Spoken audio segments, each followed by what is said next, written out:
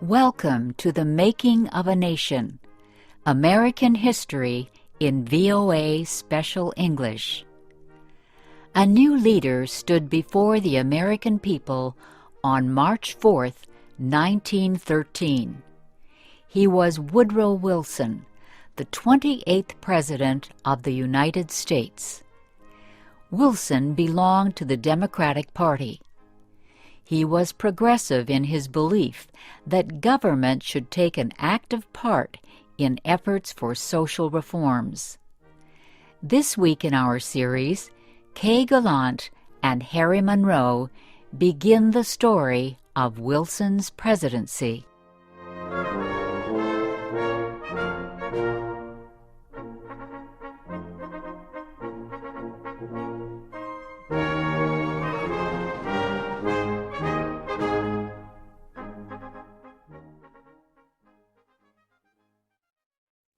Woodrow Wilson had spent most of his life at Princeton University.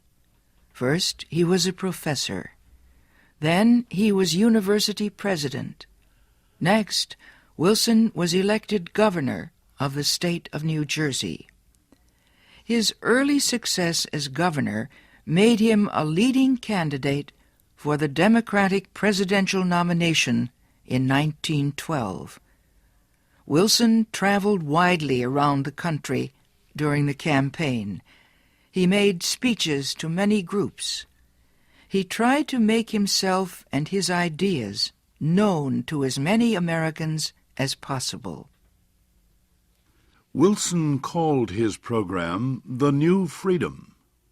One of his campaign promises was to fight for better conditions for America's small business owners.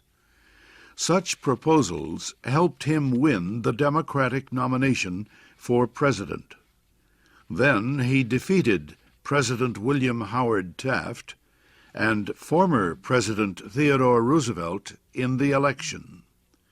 Woodrow Wilson, the former president of a university, had become the president of a nation.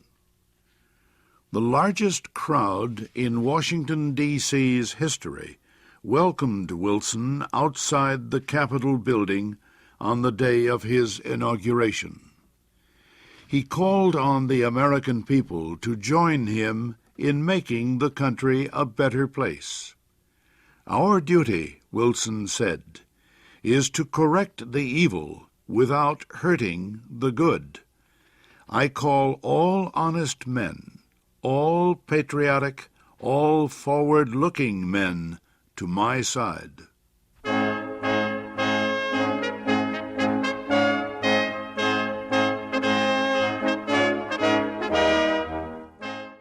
Wilson wasted no time.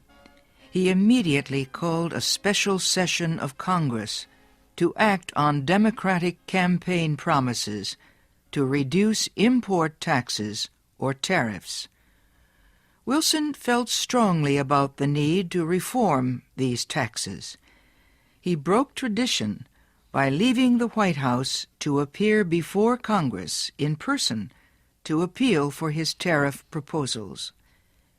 Many members of Congress opposed Wilson's plans, but the new president used the results of a Senate investigation to win the fight.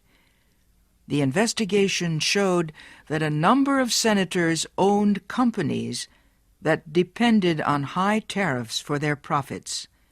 The votes of these senators were influenced by their property holdings. Public knowledge of the situation forced many of them to give up their holdings and stop resisting tariff reform. Congress finally approved Wilson's proposals. Lower tariffs reduced the amount of money taken in by the federal government. So the Senate also approved a tax on income or earnings. A constitutional amendment had been passed earlier to permit such a tax. President Wilson and the Democratic Party were pleased with the new tariff and income tax bills. But they were far from finished. Next, they turned their efforts to reform of the banking industry. For several years, many people had recognized the need for changes in the banking system.